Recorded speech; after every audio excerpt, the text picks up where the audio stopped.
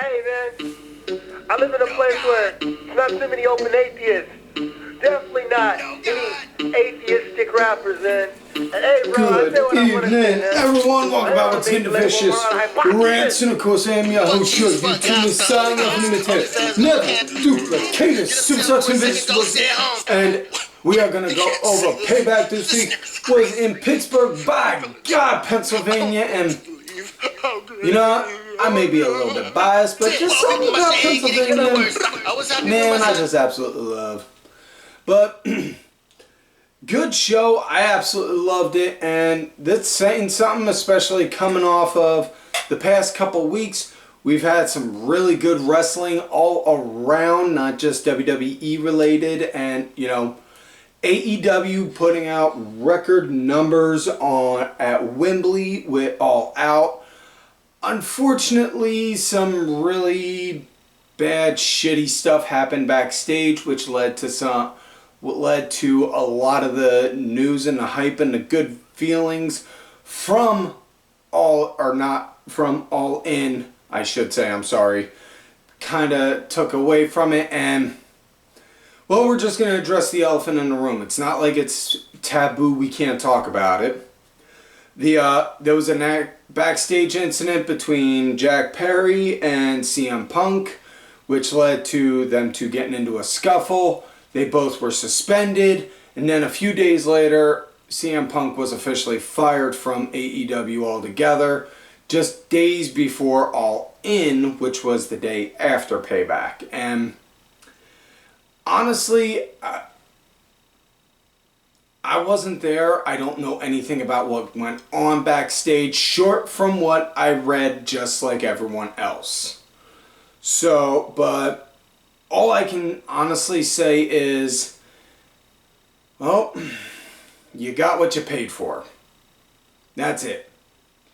So, with that said, there was record numbers at All In. All Out had a good show. Payback was a good show. It was just a really good, solid wrestling for the past 2 weekends.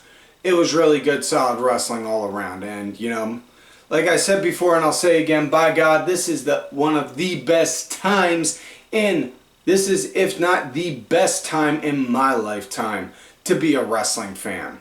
There's just so much fun to go around and enjoy. And if, honest to God, you cannot find yourself enjoying wrestling, then you know what you need to do, honestly? You see these nifty little devices right here? It's called a remote. You just take it, you point it at the TV, hit the power button. That's simple. And then just walk away. Because if all you're going to do is just sit there and bitch and bitch and bitch and bitch and bitch and bitch and bitch about what you don't like, instead of taking the time to appreciate what you do like, what the fuck's the point? Enjoy it. So with that said, now let's get into this week's show, Payback Pittsburgh. It starts out with the man, Becky Lynch, going against Trish Stratus. Trish Stratus, the epitome of the crown jewel of drop-dead gorgeous Canadian women. I'm digging through some of my old college stuff. I swear to God, if I ever find that thesis I wrote, I will bring it up and I will put it out there for everyone to see. Hell, I may even do an episode where I just sit there and read it out loud to everyone. But either way, it was Becky, Trish, Steel Cage. You know, last time I saw two attractive women beating each other this senseless in a steel cage was my brother's bachelor party. God, I hope his wife isn't watching this show. Let's move forward. Becky, she was leading right at the start. Really good showing up to showmanship and easy for me to say. A lot of good showmanship, and Trish showed up tonight to work. She put on her working boots, and you know, she even showed after the match was all done. She put up pictures on like her Twitter and all, where she had bruises on her face, her nose, all up and down her arms. Man, she got wrecked. Something fierce. This was really good, and I'm not gonna lie, I popped big. I popped huge when out of nowhere Trish hit the Widow's Peak and the Twist of Fate. Just like, oh, okay, that's a call. Those are some callbacks. That's a callback to Victoria and the Lita. Okay, cool. So, yeah. But now Zoe, she came out pretty much like what I'd say like in the third act of the match, like right around near the end. And how the match came to an end, Zoe came out and then proceeded to go and jump into the cage, get into the cage to help try and distract Becky so that way Trish could get out. Becky took Zoe out and then saw Trish climbing, got her, caught her, and then hit her with a manhandle slam off of the top of the ropes. 1, 2, 3. And then afterwards, Zoe coming over trying to comfort Trish. It's okay, I got you. And then Trish, boom, shoves her, slaps her, and Zoe. No, not gonna do that. And then just closed the door, got in Trish's face, and then just started beating the shit out of her. The following night on Raw, she explained, listen, Trish taught me a lot of stuff, and I learned a lot from her. But under no circumstances ever am I going to let somebody degrade me like that. So, I get it. That gives perfect logical sense on why. So next up we got The Miz versus LA Knight. Yeah, dummy. Yeah, dummy. Let me talk to you. And this match was officially refereed by the one and only Mr. You Can't See Me himself, John Cena, came out. Excuse me. Talking about, man, it's so great to be the host. You know, I get to do all kinds of different stuff, like do this and this and this. And then Miz comes out, starts blasting John like, look at you. You're almost 50 years old and you still dress like a Teletubby. And all I can picture in my head is a Teletubby dancing around to John Cena's You Can't See Me song. Or My Time Is Now song. And I'm just like, man, my brain really does go to some weird places, I swear. So, John winds up saying, now, given the amount of importance that you put on this match with Knight, feel it should have a special referee, which would be myself. So, there we go. Now, Miz, really good chicken shitting heel right at the start. You know, like, yeah, no. And starts walking out. I'm not doing this. I hate this city. I hate this town. I hate everything about this place. Fucking perfect. You got a Cleveland boy shitting all over Pittsburgh. What could... fucking perfect. You know? Knight, he led right at the start after he caught Miz trying to walk away. And then really good solid... And then he was really doing really good solid work for like a good majority of the meat of the match. And it came to an end when at one point Miz, he was doing a pin, was holding on to the rope, Cena caught it, kicked his hand off and then started yelling at him, no, hey, official right here, I'm the official. You don't get to put your hands on the ropes. And then started getting into him. LA Knight got up, scoop, slammed him, elbow, and then waited for it, got him up, boom, popped him with the BFT, blunt force trauma, and then 1, 2, 3, that was it. After the match though, Knight was all the way up at the walkway, at the entrance point. Cena got up there, put his hand out for him. Both showed a sign of respect, code of honor, and some people were saying, oh, it was doing the passing of the torch like, this guy right here. It didn't feel like that to me. Now what Brock Lesnar did with Cody at SummerSlam, yes, that felt like... Guys, come on, seriously. I'm trying to run a show here. Again, union workers. Hire union workers. Get union workers contracted. Get contracted well established union workers. This is what I get for going cheap and getting cheap labor to handle the wiring for this studio. Anyways, it didn't feel like what Brock did with Cody at SummerSlam. Yes, felt like a code of honor and the passing of a torch. This just felt like code of honor and respect. Respect, you know? Next up, we have Austin Theory going against Rey Mysterio for the coveted United States Championship. Theory leading right out the start. Rey not missing a step, man. He's... Okay. He may not be the Rey Mysterio from like 1997, 98, but my God, he can still move. And Rey may not be able to do half the stuff he could all them years ago, but again, he could still fucking work and he can still fucking move, which is got way better than most people. And I loved it. I thought it was a really good match. It was decent. It was a good, decent match. I loved it. Excuse me.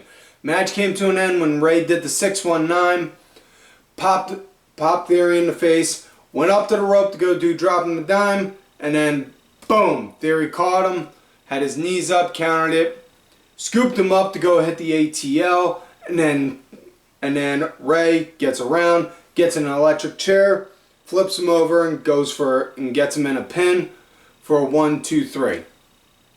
So next up we got Kevin Owens and Sami Zayn going against Damian Priest and Finn Balor in a street fight for the coveted Undisputed Tag Team Championships. And good God Almighty, this was a hell of a match. Really good, solid brawling at all over it. And at one point, Kevin Owens just straight up, boom, rips off his Kevin Owens shirt. You see, he's got a shirt with the Funker himself, Terry Funk, on it. I'm just waiting for the day when somebody, it doesn't have to just be WWE or AEW, it could be any wrestling promotion. I just want somebody to pay tribute to Terry Funk by cutting a promo just like Terry Funk and saying their opponent's mother is a whore. I'm just waiting for that. Because once somebody does that, then I will be like, I'm good. But yeah, really decent, really good match. And now Owens and Zayn, they were leading the pace.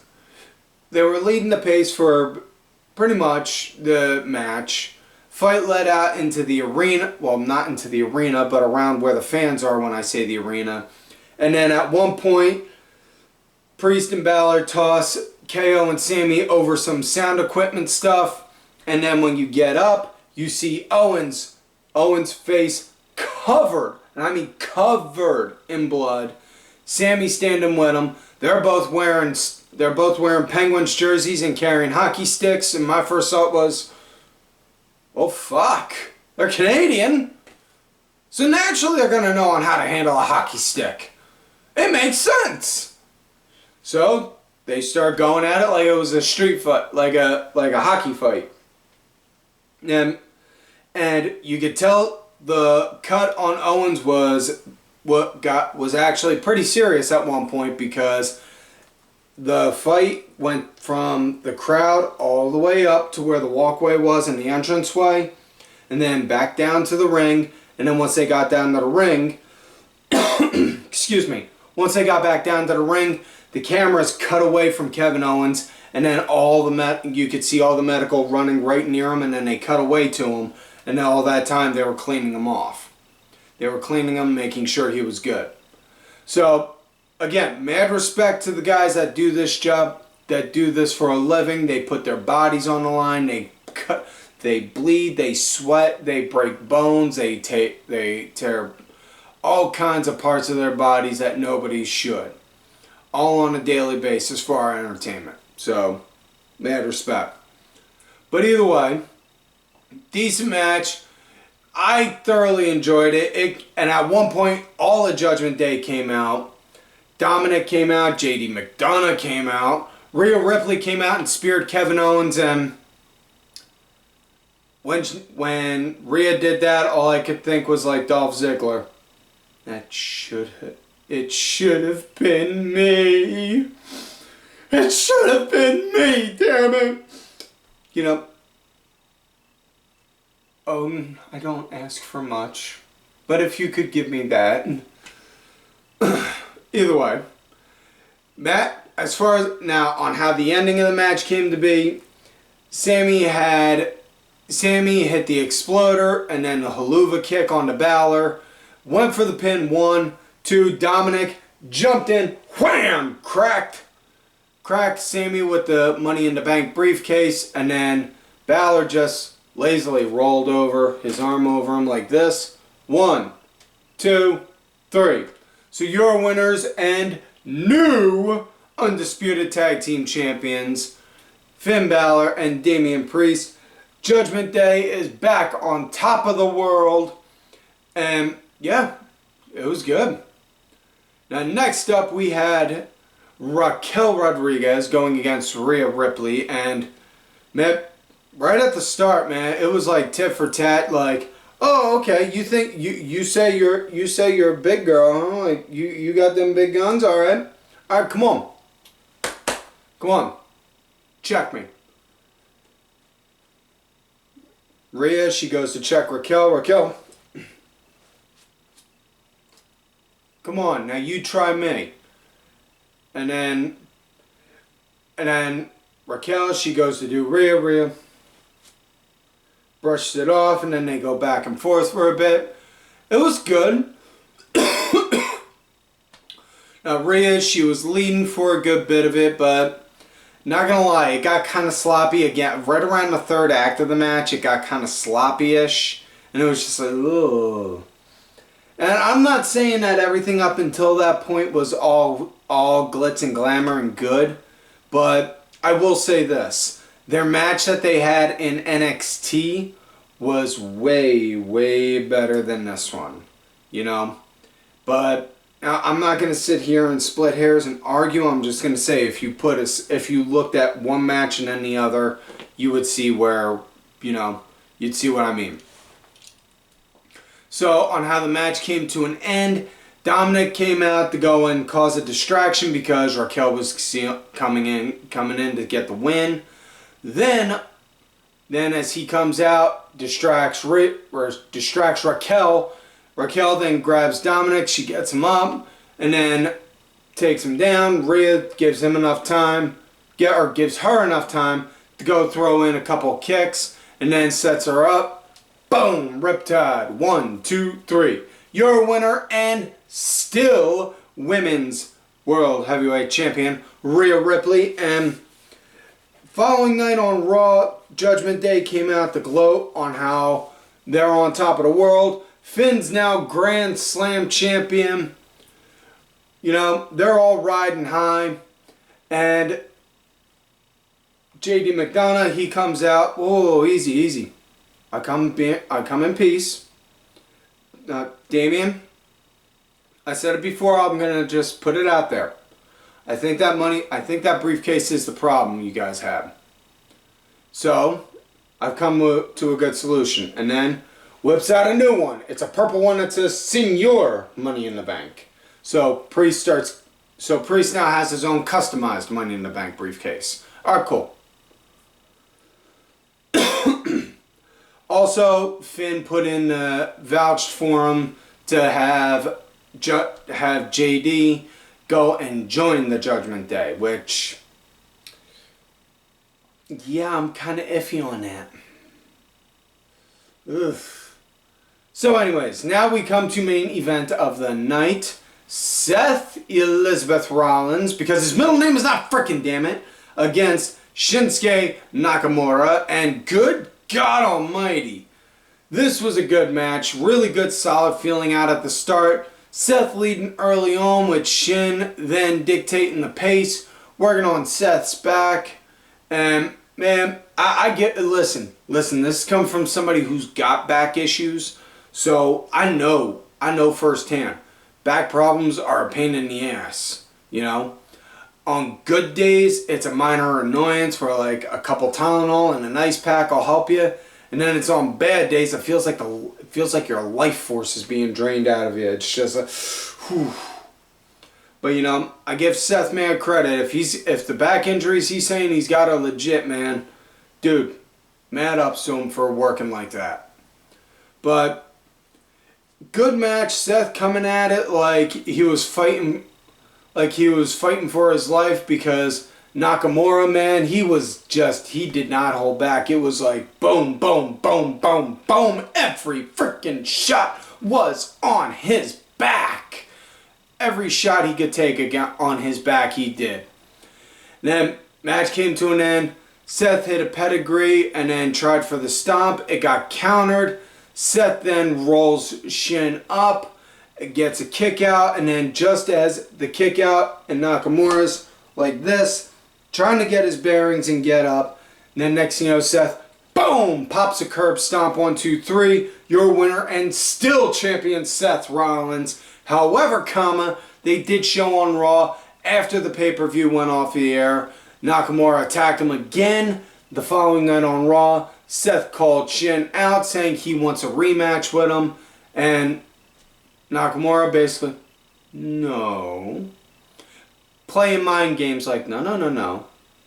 We're going to fight again, but it's going to be on my terms. Kind of like in that sense. So, all in all, like I said, good show. I thoroughly enjoyed it. And this was a good weekend for wrestling fans in and of itself. Just enjoy wrestling. Again, if you can't enjoy it, pick up that nifty little remote, turn it off, and then go check out page 542 on Pornhub or something. I don't know. So, with that said, that is it for this week's show, folks. So please, don't forget to like the video, subscribe to the channel, go back, watch some of the episodes when you can. Look for me on the Twitter at Tim Vicious. Also on that Threads, John Tim Vicious. Trying to get a little more active on there as much as I can. Look for me when you can. Also, thank you to my executive producer, Ray Ben, who did provide the music for this week's show. Make sure y'all check out it on iTunes, Spotify, YouTube, SoundCloud, all that good shit, man. Details are down below. Also, thank you to Couture of the show, LFC Lingerie Fighting Championship. There are a little bit of wrestling, a little bit of MMA, and a whole lot of attractive women wearing a little bit of nothing. Also, folks, LFC is on Tubi, which costs absolutely nothing. Seriously, it costs less than the time it takes to watch this show.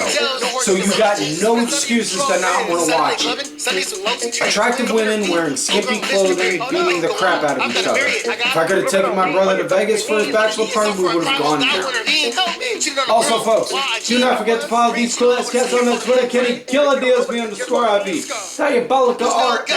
Search your curry pants and dubs in your face. And folks, don't forget to check out whatawenew.net for some vicious rants apparel. Help support the show. I have a son whose birthday's coming up in a couple weeks, and Christmas is right around the corner, so it's a perfect gift for somebody that you love or hate. And like I always say, and just like the shirt says, if you love me, great. If you hate me, fuck you.